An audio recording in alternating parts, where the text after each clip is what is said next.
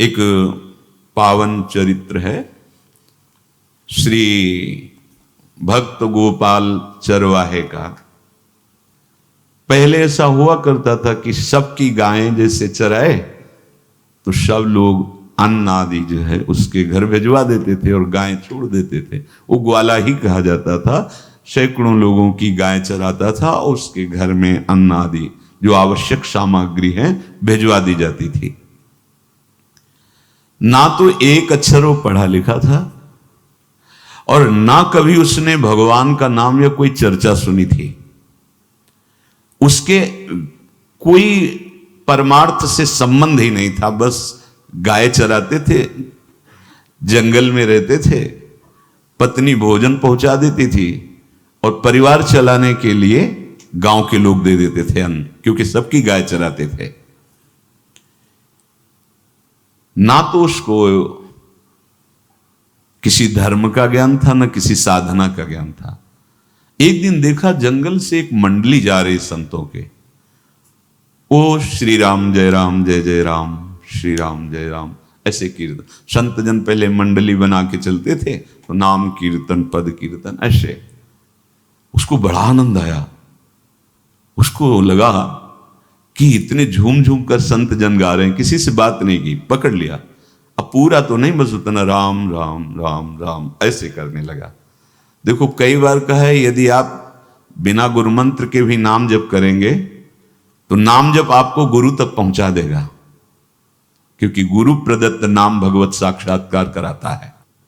50 वर्ष की अवस्था लगभग हो गई थी। कभी कोई तीर्थ याटन, धर्म कार्य, शास्त्र स्वाध्याय, सत्संग कुछ नहीं। देखो कृपा, विश्वास। अब वो अलौकिक ढंग से नाम में मिठास लगने लगी उसको। तो जोर जोर से कभी कभी नाच पड़ता, चरवाहा है ना, गाता। तो और जो लोग थे उसका उपहास करते, अरे नरक में भी ठौर नहीं मिलेगी, जिंदगी में कुछ पुण्य नहीं किया। ये ऐसे लोग बहुत उपहास करने वाले। ऐसे करने से क्या मिलेगा, नाम से कुछ हो जाएगा। उसने कहा हमने तो कभी सोचा ही नहीं कि कुछ होगा, हम तो ऐसे ही गा रहे। पर ये लोग उपहास कर रहे हैं, क्या गलत है क्या ऐसा गाना? जब तक दृढ़ ज्ञान नहीं होता तब तक माया फिसला सकती है। उसने कहा कि हम किसी लाभ के लिए, बैकुंठ जाने के लिए या कोई लाभ के लिए नहीं जपते। हमें तो अच्छा लगा, वो गा रहे थे संत जन तो हम गाने लगे। क्या सही में आप लोग समझते हैं कि ये गलत है? उनका तुम मूर्ख हो, तुम्हारी क्या समझ में आए? और उपहास करते उसका। उसके मन में एक बात आई, कोई ये प्रमाण दे दे मुझे कि ये जो मैं संतों के मुख से सुना नाम, ये परम सत्य है, ये परम सुखकारी है और इससे क्या वैकुंठ मिल जाएगा? कोई तो मिले मुझे। और जब किसी के हृदय में ऐसी आकांक्षा होती है तो वही मिल जाते हैं जो सबके हृदय की जानते हैं। एक दिन उसने देखा जब लोग दिल्ली की हंसी मजाक कर रहे थे, उसी समय एक लंगोटी पहने हुए, हाथ में कमंडल और दंड धारण किए हुए कोई वीतराग परमहंस दौड़ा, चरणों में गिर गया। महाराज महाराज, बस एक बात आप बता दीजिए, जो हम राम राम कह रहे हैं, ये लोग उपहास करते हैं, क्या इससे हमारा कल्याण हो जाएगा, वैकुंठ मिल जाएगा? तो उन्होंने कहा बेटा ये बहुत मंगल में भगवान का नाम है, पर हमें लगता है कि तुम्हें गुरुदेव की आवश्यकता है। यदि तुम गुरु कृपा पात्र बन जाओ तो इन उपहास करने वालों की बातें तुम्हारे मन में नहीं लगेंगी और निश्चित तुम्हें भगवत साक्षात्कार हो जाएगा। तो पैर पकड़ लिया और कहा महाराज आप ही गुरु बन जाओ ना हमारे, आप ही हमें मंत्र दे दो।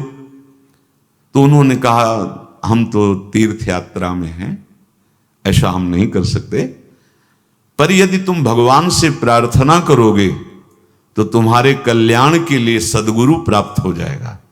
इसलिए जैसे कोई पूछते हैं किसको सदगुरु बनाऊं, तुम कहते किसी को नहीं, पहले भगवान को मानो, श्री हरि को, जगत गुरु श्री कृष्ण को, फिर उनसे प्रार्थना करो कि यदि आप आवश्यक समझते हो कि सदगुरु के रूप में आप आकर के हमारा कल्याण करेंगे तो मुझे पहुंचा दो, या आप स्वयं आ जाओ। मैं नहीं खोज कर पाऊंगा, मेरी वो दृष्टि नहीं है कि मैं किसी महापुरुष को पहचान सकूं। मैं तुमसे सत्य कहता हूं, सदगुरु की जो शरण में हो गया तो उसके जीवन नौका की डांट सदगुरु अपने हाथ में ले लेते हैं। फिर उसको कोई भय, कोई उपहास, कोई लज्जा नहीं सताती। वो सुख पूर्वक इस दुखद अपार संसार समुद्र से पार हो जाता है। पर बेटा, तेरे ऊपर भगवान की बड़ी कृपा है, क्योंकि तू संतों को मानता है। तू मेरी बात पर विश्वास कर ले, अंदर से तू एकांत में रो, तुझे सदगुरु मिल जाएंगे। अब ऐसा कहकर वो अपने राह में चले तीर्थ यात्रा के लिए। अब वो खोजता, एकांत में बैठकर देखता, कभी कभी वो पेड़ पे चढ़ जाता कि कोई संत तो नहीं आ रहे हैं। अब उसके लिए वहां भोजन पहुंच जाता, पाता, गाय देखता और बस खोज करता कि सदगुरु आ जाए, सदगुरु आ जाए। बहुत समय व्यतीत हुआ, पर उसका विश्वास नहीं टूटा कि संत ने कहा था कि तुम भावना करो कि सदगुरु आ जाएंगे। भगवान सदगुरु बन करके आ गए, वही है सदगुरु। देखा सामने से बड़े तेजस्वी महात्मा बड़े तीव्र गति से आ रहे हैं। वो दौड़ा, गुरुदेव गुरुदेव, चरणों में लौट गया। चरणों में जे ही गिरा तो एक बिजली सी दौड़ी उसके हृदय में। अब बात बन गई, गुरु मिल गए। वो खड़े हो गए, देखते ही सात्विक भाव उत्पन्न हो रहा है, आंसू निकलने लगे। देखते ही मन में आया कि जो संत कह रहे थे सदगुरु मिल जाएंगे, यही हमारे सदगुरु हैं। हृदय में उत्साह, आतुर आवाज, प्रभु मुझे भवसागर से पार करने वाला गुरु मंत्र दे दो। ऐसे थोड़ी दीक्षा दी जाती कि गली चलते दी जाए, दूंगा। जा पहले स्नान करके आ, फिर एकांत स्थान में बैठेंगे, फिर तेरे को उपदेश देंगे। बोला महाराज, मैं जंगली आदमी हूं, गाय चराता हूं, हमारा घर बार से कोई आना जाना नहीं, यही भोजन आ जाता है। संत ने कहा अच्छा स्नान करो। स्नान करके आए, एक पेड़ के नीचे, भाई मैं तुझे कुछ नियम दूंगा, कुछ शर्त। तो अब महाराज गंवार आदमी है, ना हम आपका कोई नियम पालन कर पाएंगे, ना कोई व्रत पालन कर पाएंगे, ना कोई साधना कर पाएंगे। आप देख लो हमारी हालत, 50 साल का हूं, पढ़ा लिखा बिल्कुल नहीं, कोई धर्म कर्म नहीं जानता, गाय चराता हूं। मुझसे बहुत बातें नहीं सदेंगी, अगर एक कोई बात बता दो तो प्रण करता हूं जिंदगी में प्राण त्याग सकता हूं, पर एक बात, कोई एक नियम कोई दे दो। हमें बहुत नियम तो नहीं समझ में आएंगे, एक कोई बात बता दो कि ऐसा कर लेना और मंत्र जपना, तो हम प्राण त्याग सकते, पर आपकी आज्ञा उल्लंघन, पर बहुत हम बातें नहीं मान पाएंगे क्योंकि हमारे इतना ज्ञान नहीं है। गोपाल के वचन सुन करके बहुत प्रसन्न हुए संत भगवान। एक नियम तुझे देता हूं, हमारे आराध्य देव श्री कृष्ण हैं, गोविंद हैं। आज से तुम्हारे आराध्य देव गोविंद हुए, हां श्री कृष्ण हुए। बिना उनको पवाए तुम्हें पाना नहीं है, बस यही तुम्हारे लिए नियम है। तुम्हारे पास जो आवे, सूखी रोटी, दूध, छाछ, जो भी, बिना उनको पवाए पाना नहीं है। सीधा सरल आदमी। गुरुदेव प्राण चाहे चले जाएं, बिना उनको पवाए आज के बाद कभी जिह्वा पे कुछ नहीं जाएगा, ऐसा गुरुजन आदेश करते हैं वैष्णव मार्ग के पथिकों को कि जल भी बिना अर्पित किए मत पियो। अगर आप बिना अर्पित किए पीते हैं तो आपकी बुद्धि में इष्ट देव के प्रति ममत्व तो नहीं आ पाएगा, नहीं आ पाएगा। अब तो गोपाल नाच पड़ा कि गुरु मिल गए, गुरु मंत्र मिल गए और इष्ट का पहचान मिल गई। उसी समय घर से भोजन आया, वही कभी चटनी रोटी, ऐसे ही बैठा एकांत वृक्ष के नीचे, आओ गोविंद भोग पाओ। अब गोपाल विचार में लगा कि आ तो रहे हैं ही नहीं, और गुरुजी ने कहा बिना पवाए पाना नहीं। पूरा दिन व्यतीत हो गया। गुरुजी कह रहे थे घट घट में विराजमान भगवान है तो कहीं से भी प्रकट हो सकते हैं, तो अंदर मंत्र जपता हो, कहता आओ भगवान पाओ आके, नहीं आए। महाराज हमारे गुरुदेव ने आपका ध्यान जो बताया था वैसे ही आओ, आप पाओ आकर के। रात्रि हो गई, देखा पर वो नहीं आए तो भोजन उठाया, गाय को पवा दिया। तो बहुत सी गायें थी, भूखा रह गया। दूसरे दिन फिर भोजन आया, एक पत्ता टोरा, जल से छिड़का पत्ते में और भोजन रखा। भगवान को फिर पुकारा, आओ प्रभु। गुरुदेव ने आज्ञा की, बिना आपको पवाए हम अपनी जबान में नहीं रख सकते। शाम हो गई, रात्रि हो गई, फिर गौ को दे दिया, नहीं पाया। अब एक तो 50 वर्ष की अवस्था और गौओं के पीछे दौड़ना और भोजन पाना नहीं, शरीर में सामर्थ्य धीरे धीरे कम होने लगी। तीसरा दिन, चौथा दिन, पांचवा दिन, छठा दिन, सातवां दिन, दीनानाथ प्राण चाहे निकल जाए, हम गुरु की आज्ञा नहीं तोड़ सकते। अगर आप नहीं आएंगे तो भूखों मर जाऊंगा। पर हम ये बात देखो, ये बात चरवाहा है, कोई साधना पूर्व की नहीं। गौ सेवा के प्रताप से उससे संतों में प्रीति हो गई, नाम की कृपा से, गुरु की कृपा से नामी की प्राप्ति की चाह। ऐसे कई दिन व्यतीत होते गए, अस्थि मात्र होए रहे शरीरा। पूछते कि क्या बात है, भोजन तो हम रोज लाते हैं, आप रोज लेते हैं, क्या पाते नहीं? आपका विषय नहीं। शिक्षा मिलती है यहां, अपने गुरु उपदिष्ट साधन को किसी से बताना नहीं चाहिए। गुरु उपदिष्ट साधन जब तक सिद्धावस्था ना पहुंच जाए तब तक गुप्त रखा जाता है। जो जैसे आप सत्संग सुन रहे हो, इसमें कोई वचन आपको लगा, पकड़ लिया, अब वो जीवन में तभी बोलना जब उसका प्रभाव हमारे जीवन में आ जाए। नहीं ऐसे नहीं बोलना, नहीं तो निकल जाएगा। और अगर रोक लिया तो मंथन करेगा अंदर और आपको उसमें स्थित कर देगा। एक भी शब्द नहीं बताया कि हमारी गुरु दीक्षा हो गई, गुरु जी ने कहा था पवा के पाना, और इतने दिन हो गए भगवान तो आ नहीं रहे, इसीलिए हम पा नहीं रहे, तो हमारी ये दशा है। देखो आज का समय ऐसा है कि प्रगट में सब इंद्रियों के पोषण की व्यवस्थाएं भगवान दी, चाहे गृहस्थ हो चाहे विरक्त हो, लेकिन क्या हमारे अंदर निष्ठा है ऐसी? सबरी जी जब उनके गुरुदेव पधारने लगे तो चरणों में रो के गिरे कि प्रभु इस पूरे विश्व में मुझ अधम को सिर्फ आप ही प्यार करने वाले, आप ही ने दुलार करके मुझे रखा, नहीं सब जगह ठोकर मिलती, कोई भी संत महात्मा हमारी तरफ देखना नहीं चाहते, और प्रभु आप जा रहे हो, आप कैसे जीवन? जानते हो क्या कहा? हम तो भजन के प्रभाव से भगवान के धाम जा रहे हैं बेटा, भगवान स्वयं चलकर तुम्हारे पास आएंगे। सबरी जी बहुत वर्षों तक कभी गुरु के वचनों पर अविश्वास नहीं हुआ, क्यों कहते थे भगवान आएंगे, रोज पावड़े डालती हूँ, सोहनी लगा के जल छिड़कती हूँ, रोज लगता है फुसला तो नहीं दिया गुरु जी ने? नहीं, गुरु के वचन भगवान आएंगे। शायद ऐसा वर्णन की शास्त्र हजार वर्ष सोचो जरा, और भगवान आए और सबरी को निहाल किया। ऐसे हो गुरुदेव ने कहा है भगवान आएंगे, जब तक वो ना पाएंगे तब तक हमने कहा है कि और उनका उद्देश्य अलग था कहने का कि आप भगवान को भोग लगा के पाइएगा और भजन कीजिएगा तो मंत्र के प्रभाव से तुम्हारे मानस पटल पर भगवान दिखने लगेंगे। ऐसा होता है, पर वो सीधा आदमी सीधा समझा, जब तक भगवान नहीं पाएंगे तब तक हमें नहीं पाना।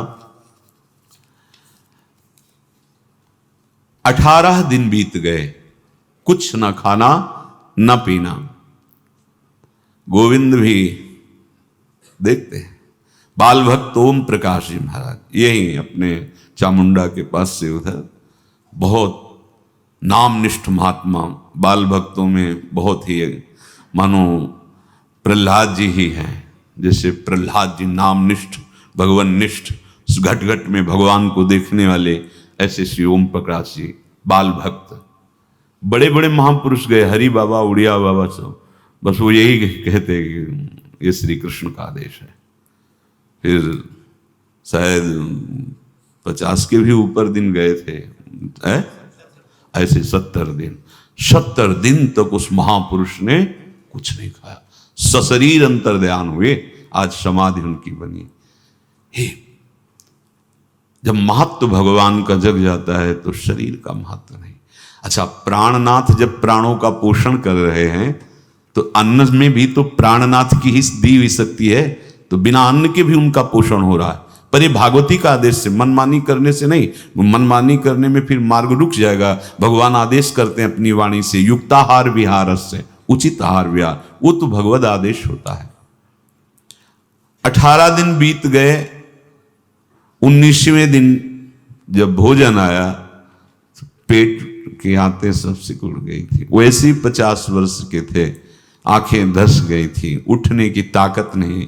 पत्नी ने फिर कहा कि आप कुछ तो बताइए कि क्या आपको कोई रोग हो रहा है, आप भोजन नहीं पा रहे, मैं रुक जाऊं यहीं आपकी सेवा के लिए या आप घर चलिए।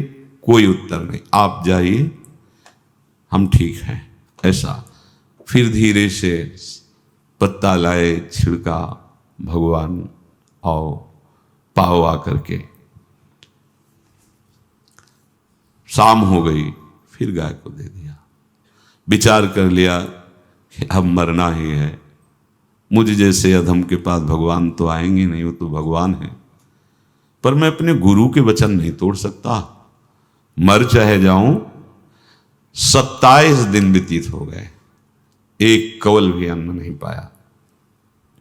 न चलने की शक्ति थी, न पत्ता लाने की शक्ति थी, न जल छिड़कने की शक्ति थी। जिस पात्र में भोजन लाई थी, लेटे ही लेटे खोला और कहा, प्रभु मुझे पता है वह आप इस शरीर से नहीं मिलोगे, पर आप जान लो मैं अपने गुरु की आज्ञा का उल्लंघन नहीं करूं। ये मतलब जितने महान हुए हैं सब निष्ठाओं में निष्ठावान हुए हैं। अपने लोग फिसड्डी हैं, जरा सा कोई दुख, जरा सा कोई सुख, फिसल जाते हैं। प्राण अनंत जन्मों की बिगड़ी 27 दिन क्या होते हैं? क्या होते हैं 27 दिन? अनंत जन्मों का जमा कूड़ा करकट भगवान साफ कर रहे हैं। ये जो तन्मयता, गुरु निष्ठा, जो प्राण भूख से व्याकुल, सब भस्म हो रहे हैं पाप अनंत जन्मों के। अनंत जन्मों, जैसे हम सोचे कि भगवान इतने निर्दयी कैसे हैं? नहीं निर्दयी, आत्मा को कुछ फर्क नहीं पड़ता। और शरीर ने जो किए हैं जन्म जन्मांतरों के, वो निष्ठा के कारण दुख नहीं पहुंचेगा।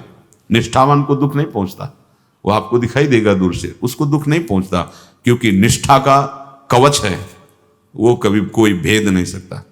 किसी भी माया के यंत्र में ताकत नहीं कि निष्ठा को भेद सके, उसी को निष्ठा कहते हैं, नहीं भेद पाई। 27वां दिन है।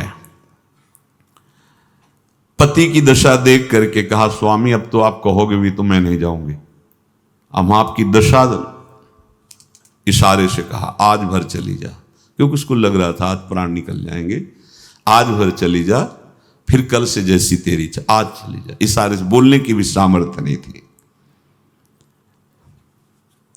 गोपाल के आंसुओं की धारा चल रही, पड़े पड़े धीरे से खोला जो भोग है, और अंतस्थल, आज बोल भी नहीं पा रहे, अंतस्थल से कह रहे, प्रभु अब चाहे आके पालो या लिवा जाके पवा देना, देख लो आप, आखिरी है, आके पालो या लिवा जाना, अपने यहां पवाना, क्योंकि हमारे यहां तो पाए नहीं आप। बड़े प्रेम से अंदर से आवाज आई, गोपाल। आंख खुली, क्योंकि बोलने की हिम्मत ने, ये अंदर से प्रार्थना की थी, गोपाल वो अमृतमय। गुरुदेव ने कहा था कि उनकी वाणी से अमृत बरसता है। एकदम आंख खुला, देखा वही पीतांबर, वैसे ही मोर मुकुट, वही मुरली, वही करधनी, वैसे नूपुर, वैसे ललित त्रिभंगी। गुरुदेव ने जैसा वर्णन किया था वैसा ही सुंदर रूप गोपाल के सामने। प्रभु मुखमंडल की मनोहरता देखकर निहाल हो गए। ए निहाल कर देंगे, थोड़ी पीड़ा सहना सीखो। सहत सहत बाढ़े भगति, ग्रह तन गुरु हितगार, ग्रह तन गुरु हितगार, हार अपनी करिमा। सेवक जी कह रहे हैं, देखो गृह तन गुरु हित गार हार अपनी कर्म, तन मन प्राण गुरु वचनों पर न्यौछावर, जो भी सहना पड़े सहूंगा। मिल गए प्रभु। प्रभु दूर नहीं है, प्रिया प्रीतम बहुत कृपालु हैं। मानो करोड़ करोड़ काम की सौंदर्यता को हे करते हुए प्रभु के लावण्य का प्रकाश हो रहा है। मनहारिणी मुरली, जैसे कहा था अधरों में वैसे अधरों में विराजमान। अच्छा, खास बात ये, ना कोई गाय देख पा रहे, नहीं कोई और चरवाहा देख पा रहा है। ये भगवान को, जैसे इस सभा में किसी से बात करें भगवान, किसी से मिले तो पास बैठा व्यक्ति भी नहीं देख पाएगा, ना जान पाएगा, क्योंकि प्राकृतिक इंद्रियां, प्राकृतिक शरीर, और वो चिदानंद में, वो तो जिसको दर्शन देंगे तो पहले दृष्टि प्रदान करते हैं। भगवान जिससे मिलते हैं पहले दृष्टि प्रदान करते हैं, तो गुरु रूप से दृष्टि प्रदान। ये जो अंतर में पुकारा ना, वो अंतर दृष्टि खुल गई, सामने देखा। इतना सुंदर विश्व मोहिनी भगवान श्री हरि का ललित त्रिभंगी रूप कि गोपाल की आंखें नहीं टिकी। इतना सुंदर रूप, आंखें भगवान के तेज के आगे बंद हो गई। जो भी बंद हुई तो देखा मानस पटल पर वैसे ही ललित त्रिभंगी। फिर खोला, देखा सामने भगवान मुस्कुराए, सामर्थ्य प्रदान की।